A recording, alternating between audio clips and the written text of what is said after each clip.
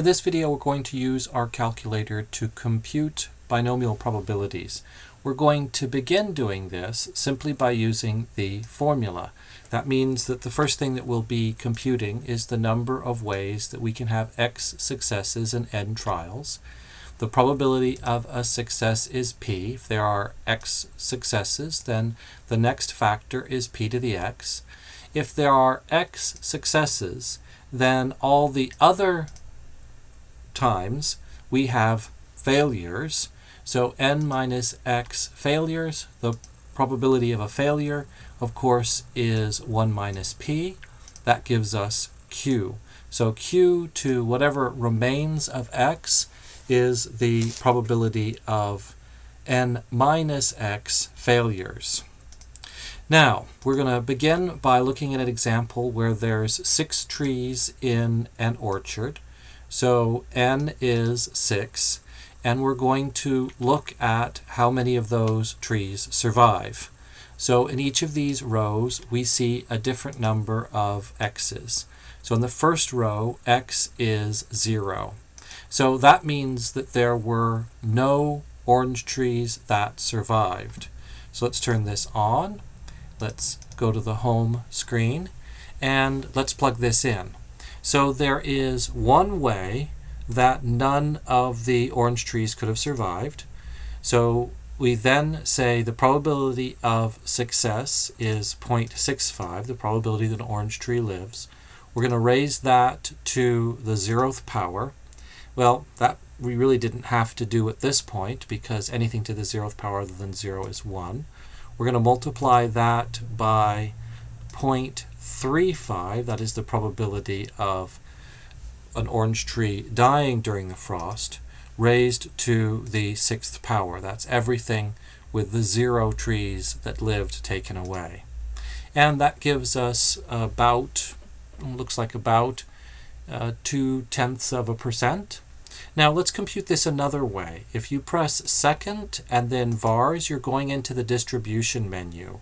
You can then go down to the cumulative or the probability distribution function for binomial distributions. So the binomial probability distribution function, and press enter. There are 6 trees. The probability of success is 0.65. In this case, we're interested in none of the trees surviving, finding that probability. We paste it in and we learn exactly that same number. Okay, let's do the next one. Let's record what we've got, and let's do the question where exactly one of the trees survives. So we're going to do this using the formula first.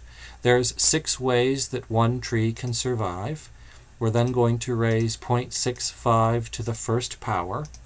We're then going to multiply that by 0.35 to the 5th power. That's the 5 trees that die. And we're going to compute that. Now, we're also going to use the binomial probability distribution function. So I'm going to go up and grab that line by using the up arrow key, press enter, and I'm going to change the number of successes to 1. And we can see that we get the same result.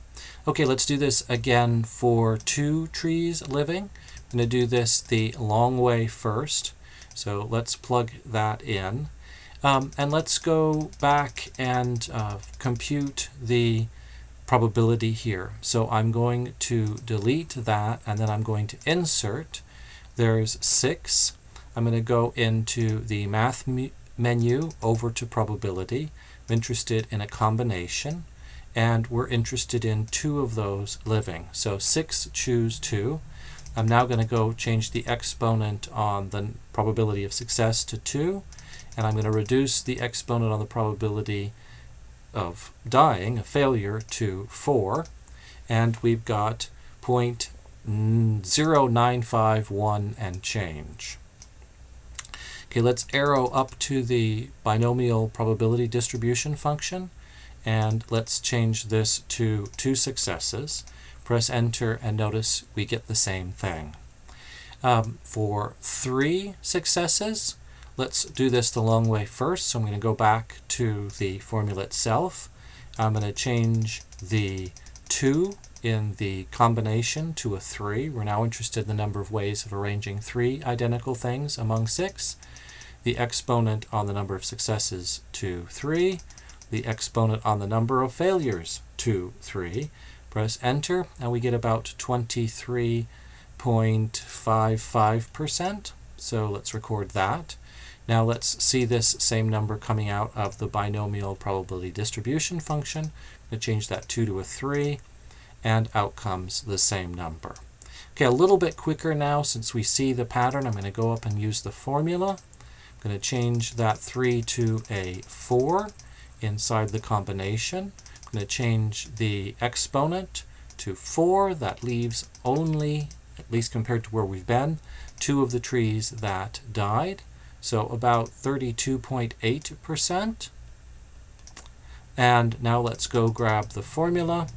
Let's change the 3 to a 4 and see that we get the same thing.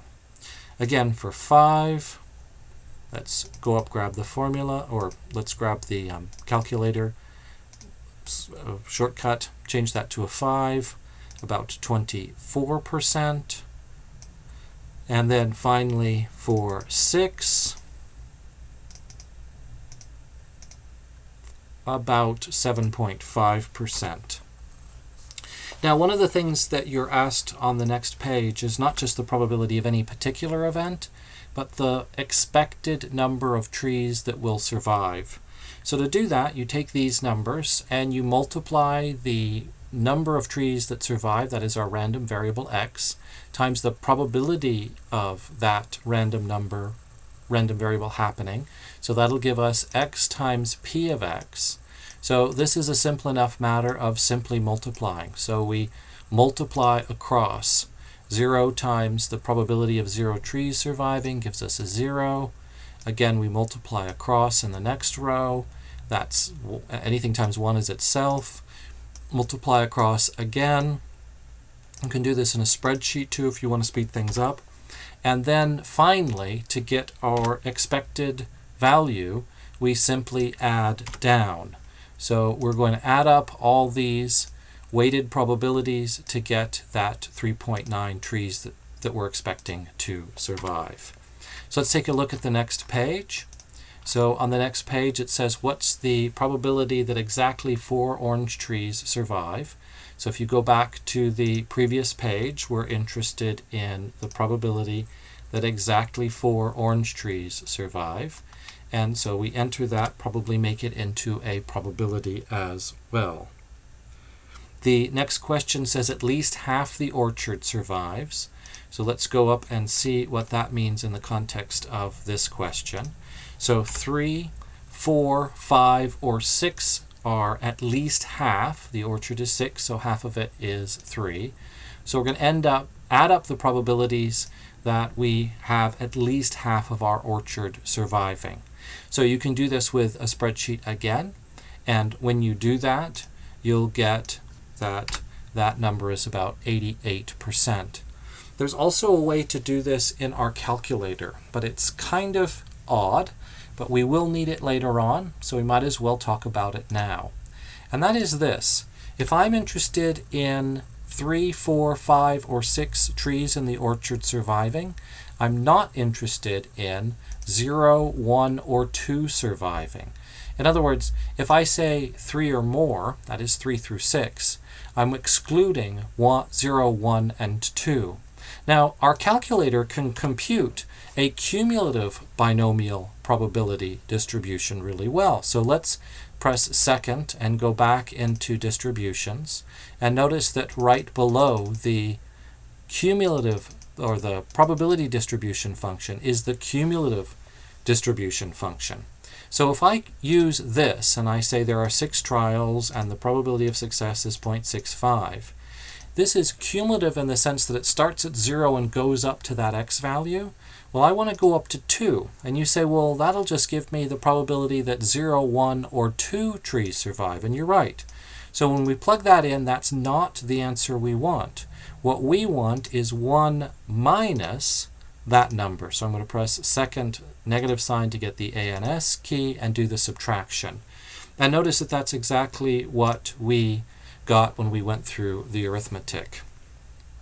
How many trees in the orchard do we expect to survive? Well, that was the weighted average. We expect 3.9 orange trees to survive. The next two questions are about expected value, and for that, all we do is look at the weighted values. This is exactly like a weighted average. So x times the probability of x for all of the n potential outcomes. So let's look at a game here and see what's going on. It says that we're going to roll a 6-sided dice.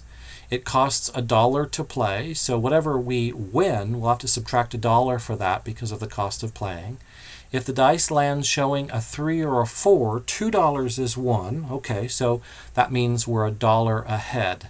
So in this first case, when a 3 or a 4 is shown, we are $1 ahead. That means that after paying the $1 to play, we've got an extra $1 in our pocket. Now 3 or 4 is 2 out of 6 of the sides of the dice. We're assuming that it's fair. So we're saying that the probability of winning $1 in that first instance is 2/6. If the dice lands on a 5, then $5 is won. And of course, again, we had to pay $1 to play, so we're really only $4 ahead. That only happens once, that out of the 6 equally likely faces that a die can show. So we're going to say that that happens 1/6 of the time. And notice that it doesn't talk about the other half of the time, the other 3 faces, because in those you are out $1. So that's a loss of $1, and that happens 3/6 of the time. Then again, we're going to multiply across. We earn $1 1/3 of the time. I'm going to keep everything in sixths just to make the arithmetic a tad easier. We are ahead $4 1/6 of the time. When we multiply across, that gives us 4/6. And we're behind $1 1/2 or 3/6 of the time. I'm going to keep that in sixths because now it's really easy to add up. 2 plus 4 minus 3. 2 and 4 is 6. 6 minus 3 is 3. 3/6 is a half. We're talking about dollars. So you'd actually expect to be ahead in this game.